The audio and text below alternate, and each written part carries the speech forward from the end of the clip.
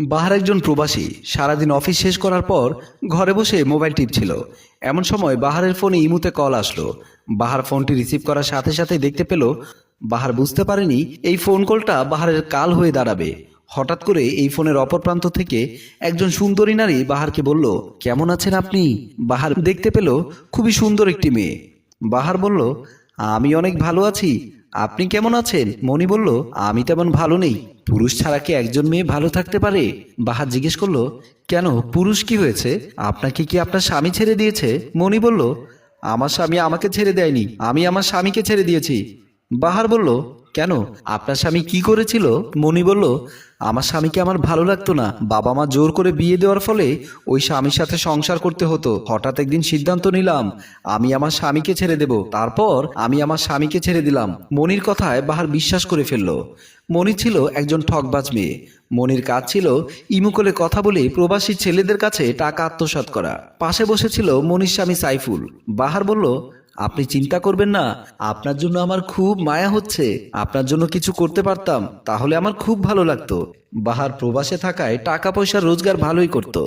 বাহারের সংসারে ছিল বাহারের মা এবং স্ত্রী। এদিকে ড্রয়িং রুমে বসে আছে দোলা বেগম।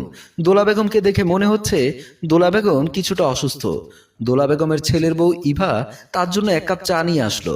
দোলা বেগম চায়ের কাপটি হাতে নিয়ে ইভাকে বসতে বলল। ইভা হচ্ছে বাহারের স্ত্রী। বাহার প্রবাসে থাকার কারণে ইভা সবসময় মন খারাপ থাকতো। আজও ইভা মন খারাপ করে আছে। দোলা বেগম বলল, তোমার স্বামীর জন্য তোমার অনেক মন খারাপ হয়, আর কিছুদিন পর বাহার বিদেশ থেকে চলে আসবে। একবার চলে আসলে এবার আর বাহারকে আমরা যেতে দেব না। ইভা বলল, আপনার ছেলে বিদেশে থাকে, কি করে, কিভাবে থাকে, কি খায়, আমরা কিছুই জানি না। মাস শেষে টাকাটা পাঠিয়ে দেয়, সেই টাকা দিয়ে আমরা সংসার চালাই। আপনার ছেলের ভালো মন্দ আমরা দেখতে পারি না। দোলা বেগম বলল, একজন প্রবাসী বিদেশে অনেক কষ্ট করে আমাদের জন্য টাকা পাঠায়, আর আমরা সেই টাকা কতভাবেই খরচ করি, আমরা খেয়াল করি না বিদেশ থেকে কত কষ্ট করে আমাদের জন্য টাকা পাঠায়। দোলা বেগম তার ছেলে বাহারকে অনেক ভালোবাসতো। বাহার ছোট থেকে এই সংসারের জন্য অনেক কিছু করেছে, আজও বাহার করে যাচ্ছে।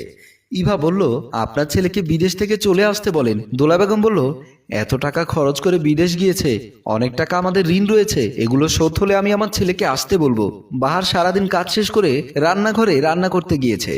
প্রবাসের মাটিতে বাহারকে রান্না করে খেতে হতো। বাহারের সাথে ছিল নিলয়। নিলয় আর বাহার একই সাথেই থাকতো। হঠাৎ করে বাহারের মোবাইলে একটা মেসেজ আসলো।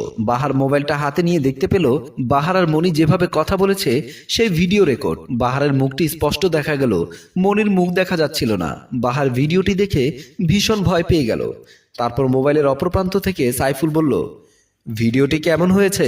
আমি যদি ভিডিওটি ইউটিউবে আপলোড করে দেই, যদি আমি টাইটেলে দিয়ে দেই একজন প্রবাসীর গোপন ভিডিও ভাইরাল, তাহলে আমি লক্ষ কোটি ভিউজ পাবো, আমি তো টাকা কামিয়ে নেব, কিন্তু বদনাম আপনার, আপনি আপনার সংসার হারাবেন, এমনও হতে পারে আপনার জীবন চলে যেতে পারে।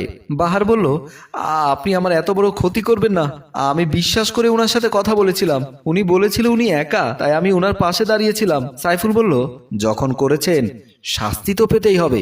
বাহার বলল, কি করতে হবে বলুন। সাইফুল বলল, আমাকে প্রতি মাসে 50,000 টাকা দিতে হবে, আর যদি 50,000 টাকা না দিতে পারেন তাহলে এই ভিডিও আমি নেটে ছেড়ে দেব।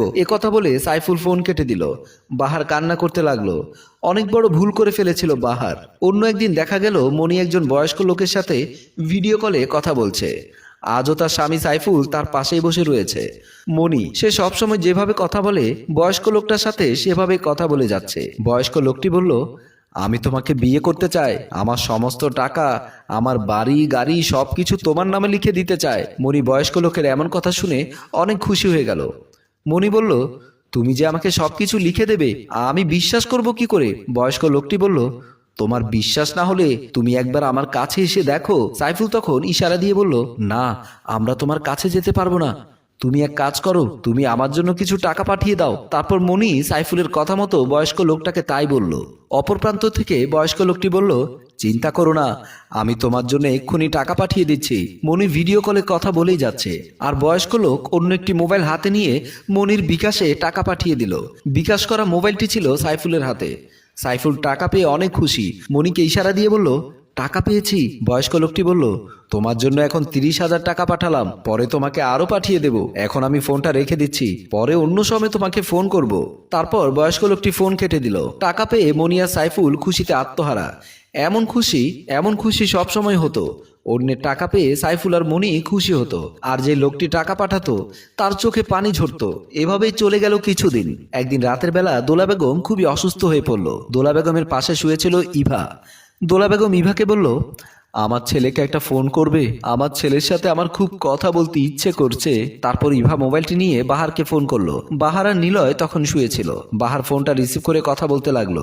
দোলা বেগম বলল, আমার শরীরটা ভালো নেই, আমি যে কোনো সময় মারা যেতে পারি, তুই যদি পারিস আমাকে দেখে যাস।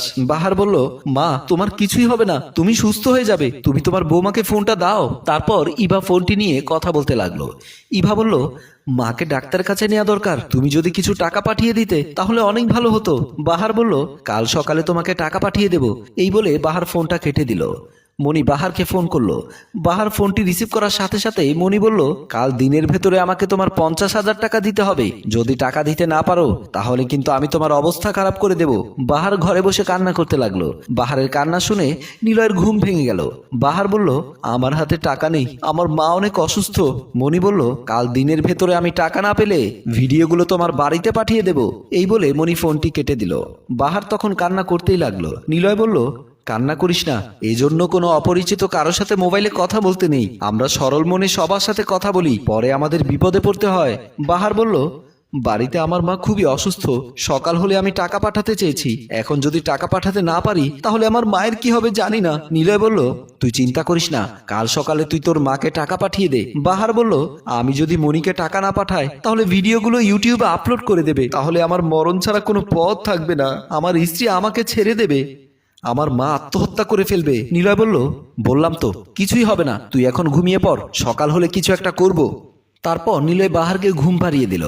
এমনও হাজার প্রবাসী বাহারের মতো বিপদে পড়ে আছে, কতজনের সংসার ভেঙে যাচ্ছে, কতজন আত্মহত্যা করে ফেলছে, তবুও তারা অন্যায়গুলো করেই যাচ্ছে। পরের দিন সকাল হলে মনির দরজায় কলিং বেলের আওয়াজ শোনা গেল। মনি তখন সাইফুলকে নিয়ে বিছানার উপর শুয়েছিল।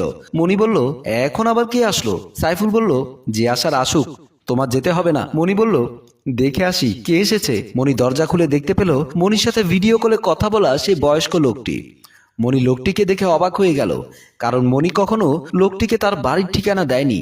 বয়স্ক লোকটি বলল, কি হলো, আমাকে দেখে চমকে গিয়েছো? তুমি ভেবেছো তুমি ঠিকানা না দেওয়ার পর এইভাবে আমি চলে আসলাম? তুমি কি আমাকে ঘরের ভেতর নেবে নাকি এখান থেকে চলে যাব? তারপর মনি বলল, আসো, ঘরের ভেতরে আসো। মনি বয়স্ক লোকটিকে সোফার উপর নিয়ে বসালো। তারপর সাইফুল চলে আসলো। সাইফুলকে দেখে বয়স্ক লোকটি জিজ্ঞেস করলো, ছেলেটি কে? সাইফুল তখন বলল, আমি মনির ভাই। স্ত্রীকে নিজের বোন হিসেবে পরিচয় দিল সাইফুল। বয়স্ক লোকটি বলল, তাহলে তোমাদের ভাই বোনের সংসার ভালো হলো তোমাদের সংসারে এসে। মনি বলল, তুমি বলেছিলে তুমি আমাকে আরো টাকা দেবে, টাকা নিয়ে এসেছো? বয়স্ক লোকটি বলল, আমি তোমার জন্য টাকা নিয়ে এসেছি। টাকার কথা শুনে সাইফুল আর মনি খুশিতে হাসতে লাগলো। এমন সময় বয়স্ক লোক মমিন সাহেবও হাসতে লাগলো। মমিন সাহেবের হাসি দেখে কিছুটা ভয় পেয়েছিল সাইফুল আর মনি। মনি জিজ্ঞেস করলো, তুমি হাসছো কেন? মোমিন সাহেব বলল, তোমরা কতটা বোকা তা ভেবেই হাসছি। তোমরা কি করে ভাবলে যাকে তোমরা ঠিকানা দাওনি সেই লোকটি তোমার বাড়িতে চলে আসলো? একবারও ভাবলে না সেই লোকটি কেমন করে আসলো? মোমিন সাহেবের মুখে এমন কথা শুনে সাইফুল জিজ্ঞেস করলো, কে আপনি? তারপর মোমিন সাহেব পকেট থেকে একটি পিস্তল বের করে বলল, ইউ আর আন্ডার অ্যারেস্ট। অনেক দিন ধরে তোমাদের ধরার চেষ্টা করছি, আমার শুধু একটা প্রুফ দরকার ছিল। তোমরা কি করে মানুষকে বোকা বানাও? আমি জাল পেতেছিলাম, তুমি জালে পা দিয়েছো। এখন আমার সাথে তোমাদের থানায় যেতে হবে। পুলিশ অফিসার মোমিন সাহেবকে তারা কাকতি মিনতি করছিল। মোমিন সাহেব বলল, কোনো লাভ হবে না, তোমাদের জন্য অনেক লোক কেঁদেছে, অনেক লোকের সংসার ভেঙেছো তোমরা, তোমাদের তো থানায় যেতেই হবে। তারপর মোমিন সাহেব দুজনকে অ্যারেস্ট করে ফেললো। পাপ কখনো বাপকেও ছাড়ে না। সাইফুল আর মনি যে ভুল করেছিল তাদের সাজা পেতে হলো। সম্মানিত ভিউয়ার্স, গল্পটি আপনাদের কেমন লেগেছে? গল্পটি ভালো লাগলে লাইক, কমেন্ট, শেয়ার করে আমাদের পাশেই থাকুন। ধন্যবাদ।